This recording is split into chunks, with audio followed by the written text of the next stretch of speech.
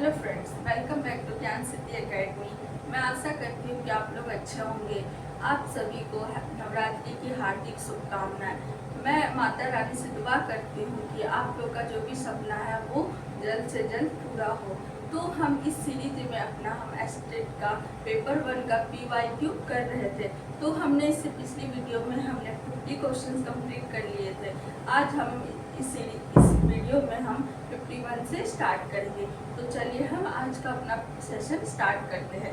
तो हमारा फर्स्ट क्या है क्वेश्चन नंबर 51 क्या कह रहा है, बिंदु A cos थीटा 0 तथा 0 A sin थीटा के बीच की दूरी क्या होगी। हमें क्या निकालना है, हमें दूरी निकालना है। तो मैं आप लोग को इस प्रीवियस वीडियो में मैं बता चुकी हूँ दूरी का जो फॉर्मूला होता है वो क्या होता है, x2 माइनस x1 का square plus y2 minus y1 का स्क्वायर। ठीक है, ये हमारा क्या है, हमारा दूरी सूत्र है। इस पे हम अपना क्या करते हैं, इस फॉर्मूला पे अपना वैल्यू पुट कर देते हैं। x2 हमारा क्या है 0, x1 क्या हमारा a cos थीटा का स्क्वायर प्लस y2 क्या हमारा a sin थीटा माइनस और y1 क्या हमारा 0 का स्क्वायर। ठीक है, तो अब इसको कीजिएगा 0 तो 0 ही हो जाएगा, इसको कीजिएगा a स्क्वायर cos थीटा। ठीक है, और ये हो जाएगा हमारा a स्क्वायर sin थीटा। इन दोनों में क्या हमें कॉमन दिख रहा है, इन दोनों में हमें a स्क्वायर कॉमन दिख रहा है। हम क्या कर देंगे, cos square theta plus sin square theta. तो आप लोग को पता होगा sin square theta plus cos square theta का वैल्यू क्या होता है, उसका वैल्यू होता है 1। तो हमारा क्या हो गया a स्क्वायर 1। तो हमारा क्या हो गया, a स्क्वायर बच गया। जब अंडर रूट से हम निकालेंगे तो हमारा क्या होगा a, क्या आएगा हमारा a। हमारा इस क्वेश्चन का सही आंसर क्या है a। ऐसे ही हमारा सेकंड क्वेश्चन है क्वेश्चन नंबर 52 क्या कह रहा है, बिंदु x माइनस 1 तथा 3 2 के बीच की दूरी 5 है। तो मैं x का क्या मान होगा, तो हमें इसमें क्या निकालना है, x का वैल्यू निकालना है। तो सेम ये भी इसी फॉर्मूला पे बनेगा। हमें यहाँ पे क्या दे रखा है, डिस्टेंस का वैल्यू दे रखा है 5। तो चलिए हम इसको पुट कर देते हैं, वैल्यू पुट करते हैं। x2 क्या है 3, x1 क्या हमारा x स्क्वायर प्लस y2 क्या हमारा 2 और y1 हमारा क्या है -1 प्लस 1 हो जाएगा स्क्वायर। ठीक है, अंडर रूट इधर आके क्या हो जाएगा, ये स्क्वायर में हो जाएगा। तो हमारा क्या हो गया 25। अब चलिए इसको सॉल्व करते हैं। 3 3 9 x स्क्वायर माइनस 6x। ठीक है, 2 1 3 3 3 9। ओके, तो हम इसको सॉल्व करेंगे। हमारा हो जाएगा x स्क्वायर माइनस 6x 18 25। ठीक है, 25 हम इधर लेके आते हैं तो हमारा किस में आ जाएगा, हमारा माइनस में आ जाएगा, इक्वल टू 0। 25 में से 18 घटाइए कितना होगा, हमारा हो जाएगा 7। ठीक है,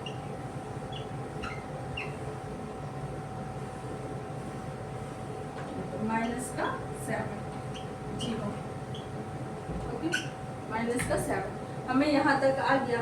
अब हमारे पास एग्जाम में टाइम कम रहता है तो हम क्या करते हैं, बाय ऑप्शन से वैल्यू पुट करके देखते हैं। 1 अगर पुट करेंगे तो 1 माइनस 6 तो क्या हो जाएगा -5 माइनस 7। ये सेटिस्फाई नहीं करेगा, हमारा ऑप्शन 1 ठीक नहीं होगा। -1 पुट करके देखिए, -1 पुट करके देखेंगे तो हमारा क्या होगा, हो जाएगा 1 प्लस 6 माइनस 7 0 7 माइनस 7 0। ये हमारा करेक्ट हो गया।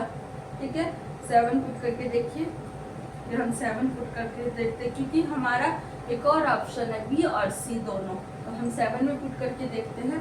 अगर 7 कीजिएगा x की जगह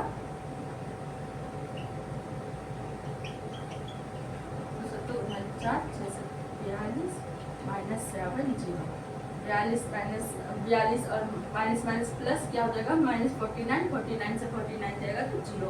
तो हमारे 7 भी हमारा क्या कह रहा है, सेटिस्फाइड कर रहा है। तो हमारा करेक्ट आंसर क्या होगा, डी। बी और सी दोनों इस क्वेश्चन का करेक्ट आंसर क्या है, बी और सी दोनों। ठीक है, आप लोग इसका स्क्रीनशॉट ले लीजिए। क्वेश्चन नंबर 53 क्या कह रहा है, बिंदु 2, 3 की दूरी मूल बिंदु से है। यहाँ किसकी बात कर रहा है, मूल बिंदु मतलब ओरिजिन की बात कर रहा है। तो ओरिजिन पे हमारा जो वैल्यू होता है, मूल बिंदु पे हमारा x और y क्या होता है, ऐसे हम करेंगे तो ये ओरिजिन हुआ, यहाँ पे हमारा x और y का वैल्यू क्या होता है, 0 0 होता है। मूल बिंदु पे हमारा x और y का वैल्यू क्या होता है, 0 0। इस पे हम डिस्टेंस फार्मूला लगा देंगे, x2 क्या है 0 -2 का स्क्वायर प्लस 0 -3 का स्क्वायर, हमारा क्या होगा 2 to the 4 3 3 जा 9। ठीक है, 30। तो हमारा क्या आ गया इसका √30। ठीक है, इसका करेक्ट आंसर क्या है, √13 का जो हमारा वैल्यू होता है 3.605 होता है, लगभग इतना होता है। ठीक है, तो हमारा क्वेश्चन नंबर 54 क्या कह रहा है, बिंदु -3 -4 तथा 1 2 को मिलाने वाली रेखाखंड को y अक्ष, यहाँ इसका मेन पॉइंट, किसी भी क्वेश्चन का सबसे पहले क्या पढ़ना चाहिए अच्छे से, उसका जो की पॉइंट है उस पर हमें ध्यान देना चाहिए। यहाँ क्या कह रहा है, y अक्ष किस अनुपात में बांटता है। तो मैंने आपको अपने प्रीवियस वीडियो में भी बता दिया, जब भी y अक्ष की बात करें, y एक्सिस की बात करें, तो हमारा x क्या होता है, x हमारा क्या हो जाता है, 0 हो जाता है। यहाँ x एक्सिस की बात करता है तो y क्या हो जाता है, हमारा 0 हो जाता है। ठीक है, और किस अनुपात में, तो हम मान लेते हैं, माना अनुपात m अनुपात n में बांटता है, तो हमें इसी का वैल्यू निकालना है। तो हम क्या करेंगे, हम सेक्शन फॉर्मूला लगाएंगे। क्या लगाएंगे, सेक्शन फॉर्मूला। सेक्शन फॉर्मूला का क्या होता है, m x2 plus n x1 n plus n। जब हमें x का वैल्यू निकालना है, ऐसे ही जब y का वैल्यू हो, गिवन हो, तो हम यहाँ x की जगह y लगा देंगे। ठीक है, बाकी से सेम रहेगा। आप अगर आप मुझसे मैथ एकदम बेसिक से पढ़ना चाहते हैं, तो आप मेरा मैथ मेट इजी सीरीज है, आप उसे जरूर दिखाइएगा, जहाँ मैं चैप्टर वाइज बहुत ही बेसिक से मैं कंटिन्यू करवा रही हूँ अपने उस प्लेलिस्ट में। बाकी यहाँ पे हम स्टेट का PYQ कर ही रहे हैं। ठीक है, तो अब हम इस पे क्या करेंगे, अपना वैल्यू पुट कर देंगे। तो x की जगह हमारा क्या है, 0 गिवन है, m x2 हमारा कितना है, 1 है, n x1 हमारा क्या -3 m प्लस n। 0 से इस क्रॉस मल्टीप्लाई करेंगे तो ये हमारा क्या हो जाएगा, ये भी हमारा 0 हो जाएगा, ये हो जाएगा m -3n। ठीक है, m -3n हो जाएगा।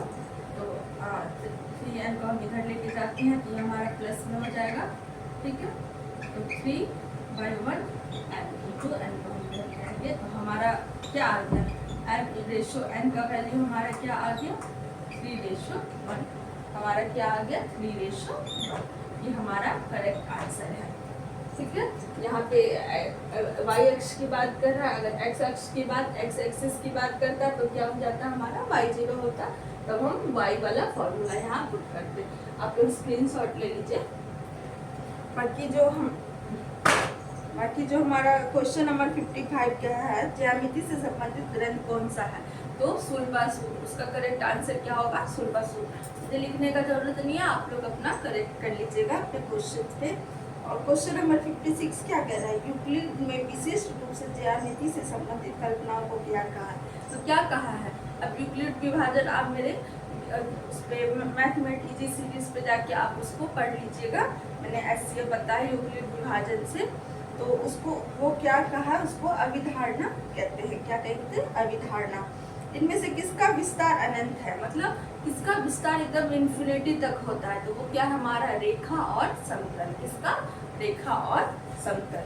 नेक्स्ट है क्वेश्चन नंबर 58 क्या कह रहा है, 90 डिग्री जिस कोण को 90 डिग्री कहलाता है। तो 90 डिग्री के कोण को हम लोग क्या कहते हैं, समकोण कहते हैं। ये छोटे छोटे पॉइंट्स थे, ये आपको थ्योरी का याद रहना चाहिए। इसके बाद नेक्स्ट क्वेश्चन क्या कह रहा है, कोनों का कौन सा समूह आरोही क्रम में होता है। आरोही क्रम क्या होता है, छोटे से बड़ा। तो हम ऑप्शन में देखेंगे, जो हमारा 20 डिग्री 30 डिग्री और 40 डिग्री क्या है हमारा आरोही क्रम में, आप लोग उसको टिक कर लीजिएगा। इसका नेक्स्ट क्वेश्चन नंबर 60 हम करते हैं। मैं आपको बोर्ड पे सॉल्व करके समझाती हूँ। क्वेश्चन नंबर 60 क्या कह रहा है, AC पैरेलल टू QR है तो Y का वैल्यू हमें पुट करना है। तो AC पैरेलल किसका है, QR का, और हमें किसका वैल्यू निकालना है, Y का वैल्यू। तो आपको पता होगा किसी भी रेखा पर इंटरनल और एक्सटर्नल I प्लस का वैल्यू कितना होता है, 180 डिग्री होता है। ठीक है, एंगल I एंगल E का इंटरनल प्लस एक्सटर्नल का वैल्यू कितना होता है, 180 डिग्री होता है। अगर एक्सटर्नल 120 है तो इंटरनल हमारा कितना हो जाएगा, 60 डिग्री। क्या होगा, 60 डिग्री। आप ये देख रहे एक लाइन बीच से क्या करता है, प्रतिच्छेदित करता है। तो ये 60 डिग्री है तो y भी हमारा क्या होगा, 60 डिग्री। क्यों, क्योंकि ये कॉरस्पॉन्डिंग अल्टरनेट एंगल है। ये इसलिए होगा क्योंकि ये कॉरस्पॉन्डिंग अल्टरनेट है, कॉरस्पॉन्डिंग अल्टरनेट है। इसलिए जब ये 60 है तो y का वैल्यू भी हमारा क्या होगा, 60 डिग्री होगा। आप लोग इस क्वेश्चन का स्क्रीनशॉट ले लीजिए। और नेक्स्ट क्वेश्चन जो हमारे 61 है, ये कह रहा है यदि दो रेखाएं परस्पर प्रतिच्छेद करती है तो शीर्ष विमुखी कोण होते हैं। क्या होता है, शीर्ष विमुखी कोण हमेशा समान होता है। आप लोग उसको टिक कर लीजिएगा। क्वेश्चन नंबर 62 कह रहा है उस एक की पहचान कीजिए जो त्रिभुज की सर्वगाम समता मानदंड नहीं है। तो कौन सा जो सर्वगाम समता नहीं है, RHS होता है, SAS होता है, साइड होता है, एंगल साइड एंगल होता है, AAS नहीं होता है। क्या नहीं होता है, AAS नहीं होता है। आप लोग इसको टिक कर लीजिएगा। चलिए नेक्स्ट क्वेश्चन हम बोर्ड पर करते हैं। तो क्वेश्चन नंबर 64 क्या कह रहा है, 28 सेंटीमीटर त्रिज्या और केंद्रीय कोण 45 डिग्री वाले एक वृत्त का त्रिज्याखंड का क्षेत्रफल क्या होगा। तो हमें क्या दे रखा है, R का वैल्यू दे रखा है 28 सेंटीमीटर और थीटा का वैल्यू दे रखा है 45 डिग्री। वृत्त के त्रिज्याखंड का क्षेत्रफल क्या होगा, वृत्त का त्रिज्याखंड का क्षेत्रफल का जो फॉर्मूला होता है, क्षेत्रफल का जो फॉर्मूला होता है थीटा बटे 360 इंटू पाई आर स्क्वायर। अगर यहाँ पे आपको परिधि पूछता तो 2 पाई आर लगा देते हैं। यहाँ पे आपको क्या पूछा है, क्षेत्रफल पूछा है, इसलिए पाई आर स्क्वायर। तो थीटा की जगह क्या आपका 45, 360 22/7, आर कितना है आपका 28 28 28 728 36 45 दूनी 90 11। अब इसको 11 को 28 से मल्टीप्लाई कीजिएगा तो आपको आएगा 308 सेंटीमीटर स्क्वायर। इस क्वेश्चन का करेक्ट आंसर क्या है, 308। क्वेश्चन नंबर 65 है। उसमें ज्यादा कुछ मुझे बताना नहीं था इसलिए मैं आपको ऑर्डरली बता देती हूँ। लिखा है एक रेखाखंड AB को 5:7 के अनुपात में विभाजित करने के लिए पहले एक किरण AX खींची जाती है ताकि एंगल BAX एक न्यून कोण हो, और फिर किरण AX पर समान दूरी पर बिंदु इस B प्रकार अंकित किए जाते हैं कि इस बिंदुओं की न्यूनतम संख्या क्या है। देखिए आपसे मैं यहाँ करके दिखा देती हूँ 65 को फिगर के माध्यम से। एक AB रेखा पर एक न्यून कोण खींचा जाता है। यहाँ पे एक न्यून कोण है और ये 5:7 में विभाजित करता है। तो टोटल AX रेखा खींचा जाता है। कह रहा है 5:7 में, तो टोटल कितने अनुभाग में विभाजित करेगा, टोटल 5:7 विभाजित करता है, मतलब 7 5 12। ठीक है, बस इसमें कुछ करना नहीं था। टोटल आप खुद करके देखिएगा, टोटल कितने भागों में डिवाइड करेगा, 12 में। ठीक है, 5+7 में विभाजित कर रहा है AX रेखा, तो टोटल कितने भागों में विभाजित करेगा, 12 में। ये क्वेश्चन नंबर 65 था। क्वेश्चन नंबर 66 क्या कह रहा है, एक आयत की एक विकर्ण 25 डिग्री पर एक आयत की एक भुजा की ओर झुका है, विकर्णों के बीच का न्यून कोण है। हमें इसमें भी फिगर के माध्यम से ही समझना है। एक आयत हम बना लेते हैं, A B C D। ठीक है, इसके विकर्ण 25 डिग्री पर है। ये विकर्ण मान लो 25 डिग्री पर है। ठीक है, एक भुजा की ओर झुका, विकर्णों के बीच यहाँ पे क्या कह रहा है, एक न्यून कोण है, न्यून कोण है। ओके, ठीक है, न्यून कोण है। तो हमें न्यून कोण, विकर्णों के न्यून कोण है। ठीक है, आयत विकर्ण, हाँ। तो आप एक चीज आपने इसकी प्रॉपर्टी पढ़ी होगी, नोट में लिखेंगे, आयत के विकर्ण क्या होते हैं, आपस में बराबर होते हैं, आपस में बराबर होते हैं और समद्विभाजित करते हैं, समद्विभाजित करते हैं। आपने ये प्रॉपर्टी पढ़ी होगी आज जब आयत पढ़ रहे होंगे तो ये देखिए, ये आपका ये क्या बन रहा है, ए बी डी, एक क्या बन रहा है, एक ट्रायंगल बन रहा है, समकोण बन रहा है। अगर ये 25 डिग्री है तो ये पूरा 90 के लिए हमें किसकी जरूरत है, 65 का।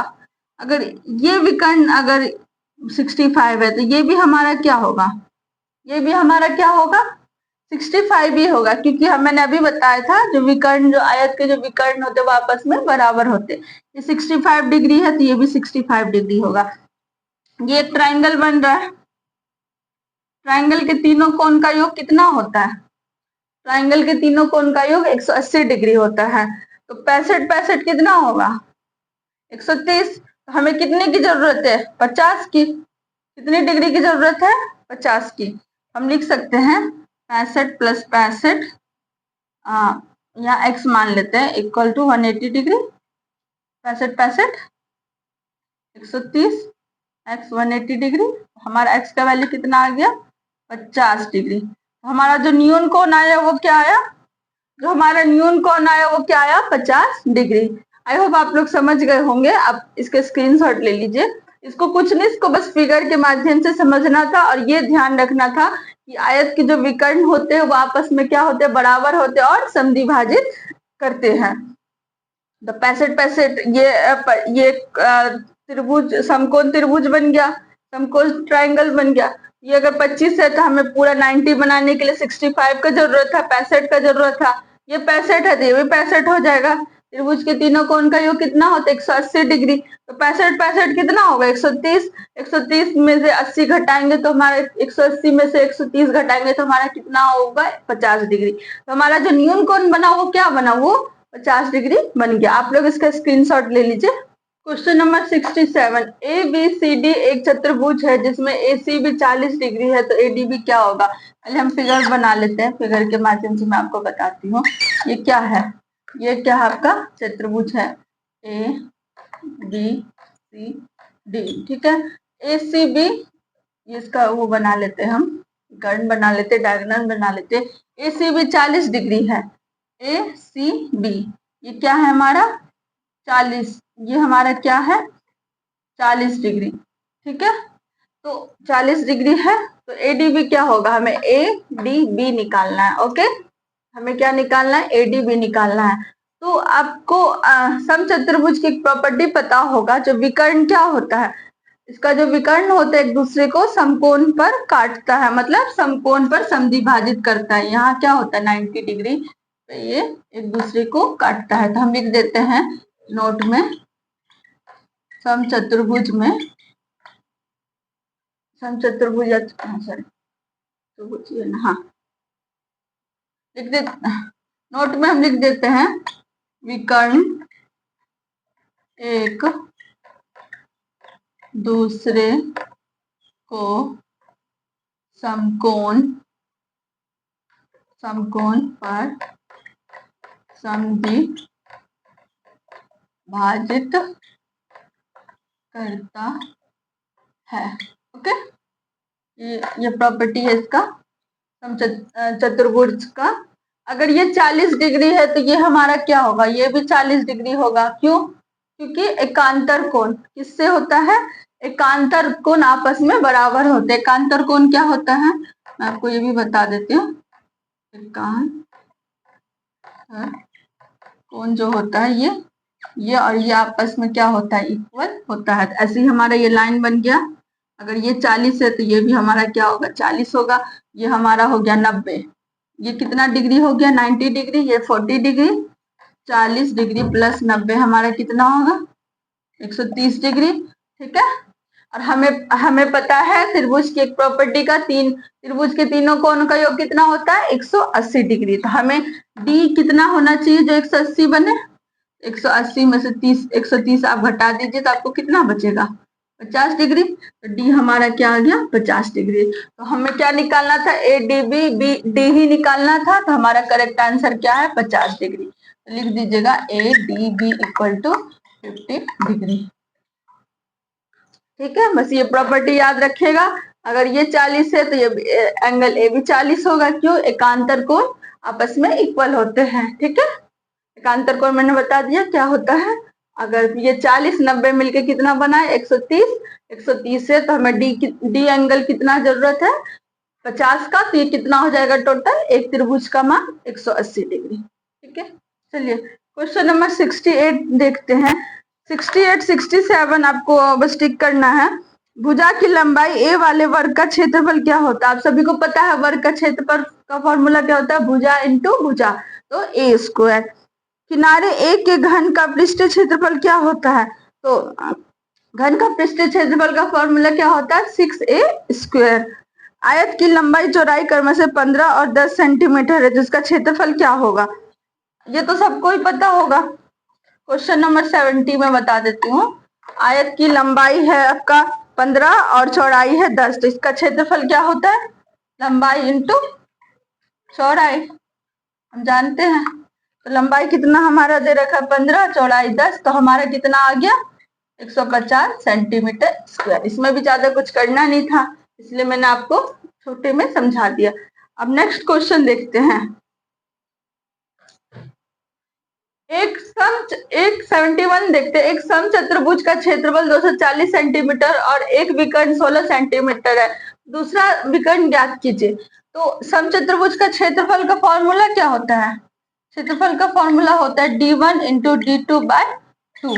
ठीक है, तो जो हमें वैल्यू गिवन है हम उस पर पुट कर देते हैं। d1 कितना है 16, d2 हमें निकालना है 2, तो 16 हमारा क्या होगा, इसको काटेंगे तो 30। तो हमारा d2 कितना आ गया 30 सेंटीमीटर। में भी ज्यादा कुछ करना नहीं था, आप लोग स्क्रीनशॉट ले लीजिए। चलिए क्वेश्चन नंबर 72 क्या कह रहा है, एक बेलन की ऊंचाई जिसकी त्रिज्या 7 सेंटीमीटर है और कुल सतह क्षेत्रफल 968 सेंटीमीटर स्क्वायर है। तो हमें क्या निकालना है, ऊंचाई निकालना है। तो आपको पता है बेलन का कुल पृष्ठीय क्षेत्रफल क्या होता है, बेलन का कुल पृष्ठीय क्षेत्रफल का फॉर्मूला क्या होता है 2πr r प्लस h। तो 2/22/7, r की जगह हमें क्या गिवन है 7, फिर यहाँ पे भी 7 प्लस h हमें नहीं पता। कुल पृष्ठीय क्षेत्रफल कितना दे रखा है 968। ठीक है, यहाँ तक कोई डाउट। तो 7 से 7 कट गया, अब इसको काटिए इधर लाके। ठीक है, ये हो जाएगा 5×44, 5×44 22 हो गया, हमारा 22 हो गया 7 प्लस h। तो 22 माइनस 7 h, इसमें 22 में से 7 घटाइए, हमारा हो जाएगा 15। h का वैल्यू हमारा हाइट कितना आ गया 15। ठीक है, क्वेश्चन नंबर 73 क्या कह रहा है, एक आयताकार क्षेत्रफल 50 मीटर लंबा और 42 मीटर चौड़ा अंदर एक आयताकार लॉन होता है। मतलब एक आयताकार जो लॉन होता है, मतलब एक आयताकार एक क्षेत्रफल है, उसके अंदर क्या है एक लॉन बना हुआ है। यह एक समान चौड़ाई के बद्री पथ से घिरा हुआ है। मतलब चारों तरफ क्या कह रहा है, एक समान ही चौड़ाई है, मतलब एक ही जैसा चौड़ाई है और पथ की चौड़ाई 6 मीटर है। तो पथ का क्षेत्रफल ज्ञात करो। मैं आपको इसको फिगर के माध्यम से समझाती हूँ। एक आयताकार क्षेत्रफल है, ठीक है, आयताकार क्षेत्रफल है, इसकी लंबाई क्या कह रहा है 50 मीटर, चौड़ाई क्या कह रहा है 42 मीटर। ठीक है,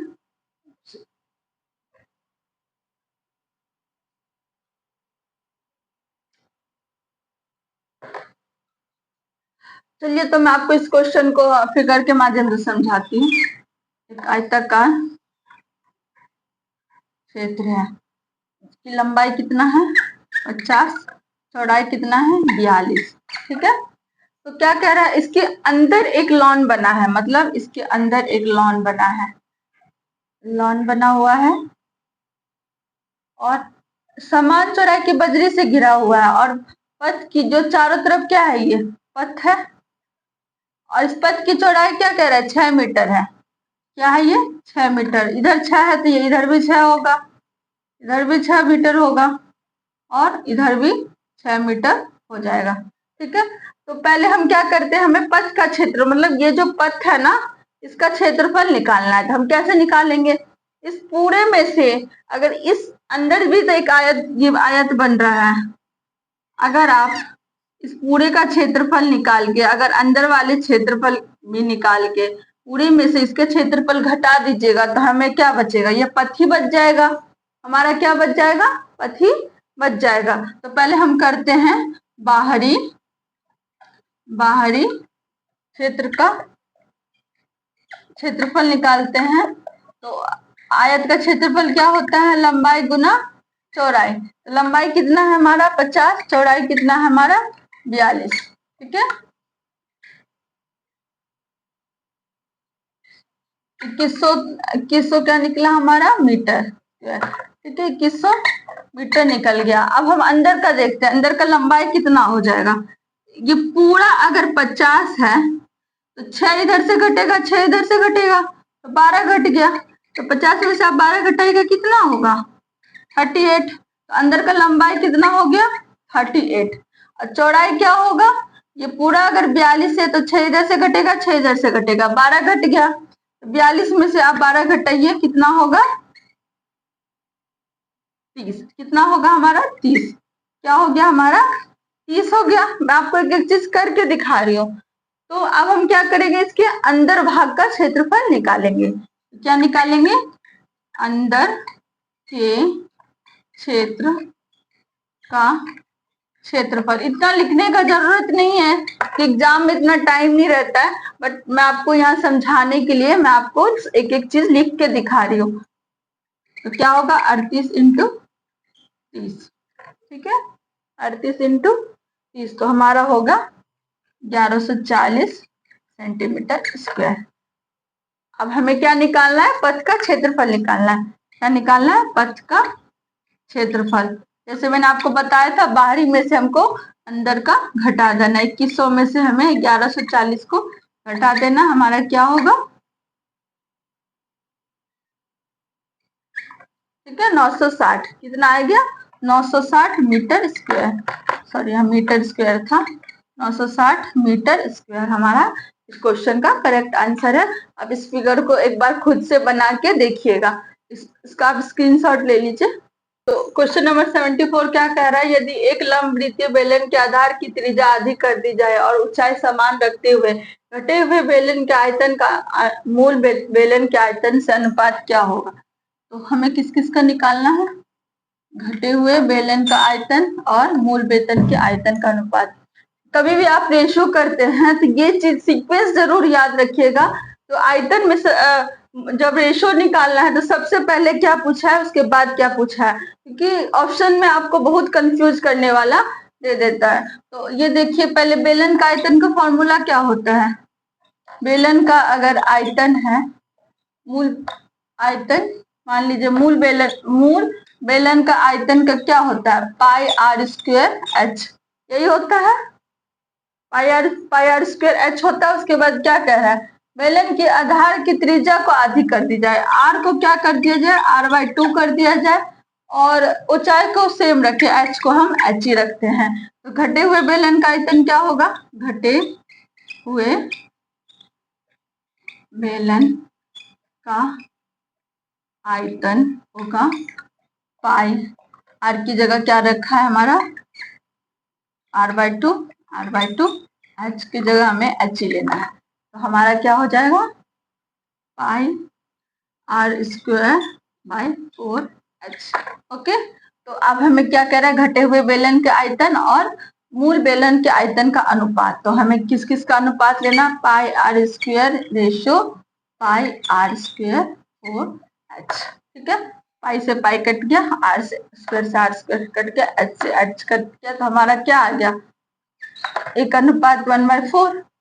ठीक है, अब रेशियो में है तो अब इसको कैसे हटाएं, ये तो हमारा ऑप्शन आंसर नहीं है। तो मैं आपको बता रही हूँ, अगर आप मुझसे मैथ एकदम बेसिक से पढ़ना चाहते हैं तो आप मेरा मैथ मेड इजी सीरीज का प्लेलिस्ट जरूर देखिएगा, जहां मैंने रेशियोज को हटाने का बहुत इजी ट्रिक में बताई हूँ। फ्रैक्शन में हो तो उसको कैसे हटाएंगे। तो क्या करते हैं, हम इन दोनों का एलसीएम ले लेंगे। तो एलसीएम क्या आएगा हमारा 4, जो आता है हमको उससे हम क्या कर देते हैं, मल्टीप्लाई कर देते हैं। ठीक है, 4 से 4 कट गया तो हमारा हो गया 4:1। इस क्वेश्चन का करेक्ट आंसर क्या है, 4:1। तो क्वेश्चन नंबर 75 क्या कह रहा है, दो गोले का पृष्ठीय क्षेत्रफल 1:2 के अनुपात में है, उनके आयतन का अनुपात निकालो। हमें क्या निकालना, उनके आयतन का अनुपात। तो गोले का पृष्ठीय क्षेत्रफल क्या होता है, 4πr²। क्या होता है, 4πr²। मैं यहाँ लिख देती हूँ, गोले का पृष्ठीय क्षेत्रफल होता है 4πr²। ये दोनों क्या है, अनुपात में है। 4πr1 4πr2² का हमें क्या दे रखा है वैल्यू, 1:2। ठीक है, 4π से 4π कट गया, हमारा r1² इंटू r2। तो r1:r2 हमारा क्या हो जाएगा, √1/√2। अंडर रूट में 1 हो तो 1 ही होता है 2। ठीक है, तो r1:r2 हमारा कितना आ गया, 1/√2। ओके, 1/√2। 1/√2। अब हमको क्या निकालना, हमको गोले का आयतन निकालना। तो गोले का आयतन क्या होता है, गोले का आयतन का फॉर्मूला होता है 4/3 πr³। तो इसमें हम अपना वैल्यू पुट कर देंगे। r1 हमारा क्या है, 1 का क्यूब, 4/3 π√2 का क्यूब कट गया, पाई से पाई कट गया, 1 को क्यूब करेंगे 1 ही होगा, √2 को क्यूब करेंगे 2√2 हो जाएगा। हमारा क्या होगा, 2√2। इजी का क्वेश्चन। चलिए हम क्वेश्चन नंबर 76 देखते हैं। वर्ग का क्षेत्रफल जो 8 सेंटीमीटर त्रिज्या के एक वृत्त के अंकित किया जा सकता है। तो हमें किसका क्षेत्रफल निकालना, वर्ग का। एक वृत्त है, इसके अंदर क्या है, एक वर्ग को अंकित किया जा सकता है, मतलब वर्ग रखा जा सकता है। अब एक चीज देख रहे हैं, ये हमें क्या दे रखा है, वृत्त का क्षेत्रफल। तो हम वर्ग का जो विकर्ण है वो इस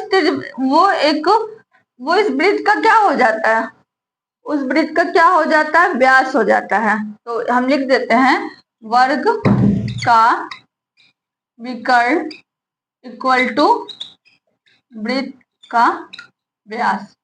वृत्त का व्यास, ठीक है, वृत्त का व्यास क्या है, इक्वल है। तो वर्ग का विकर्ण का फॉर्मूला क्या होता है, a√2। वृत्त का व्यास त्रिज्या अगर 8 है तो व्यास क्या हो जाएगा, उसका डबल 16। ठीक है, a का वैल्यू हमारा क्या होगा, 16√2।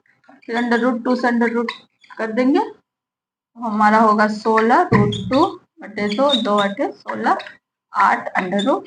हमारा a का वैल्यू क्या आ गया, 8√2। और हमें निकालना क्या है, वर्ग का क्षेत्रफल। वर्ग का क्षेत्रफल क्या होता है, वर्ग का क्षेत्रफल का फॉर्मूला होता है a इंटू ए। ठीक है, 8√2 इंटू 8√2 क्या होगा हमारा, 8√2 को मल्टीप्लाई कीजिएगा तो 8 64, √2 से √2 क्या हो जाएगा 2, 64 को 2 से मल्टीप्लाई कीजिएगा तो हमारा होगा 128 सेंटीमीटर स्क्वायर। क्या होगा, 128 सेंटीमीटर स्क्वायर। ठीक है, हमारा करेक्ट आंसर क्या है, 128 सेंटीमीटर स्क्वायर। तो इस वीडियो में हम यहीं तक रखते हैं, इसके आगे के क्वेश्चन हम नेक्स्ट वीडियो में जरूर करेंगे। और आपको कोई भी फीडबैक देना हो, कोई भी कुछ डाउट हो तो आप मुझे कमेंट जरूर कीजिएगा। और आप अगर मुझसे मैथ एकदम बेसिक से पढ़ना चाहते हैं तो आप मेरा मैथ मेड इजी सीरीज वाला प्लेलिस्ट जरूर देखिएगा। Thank you.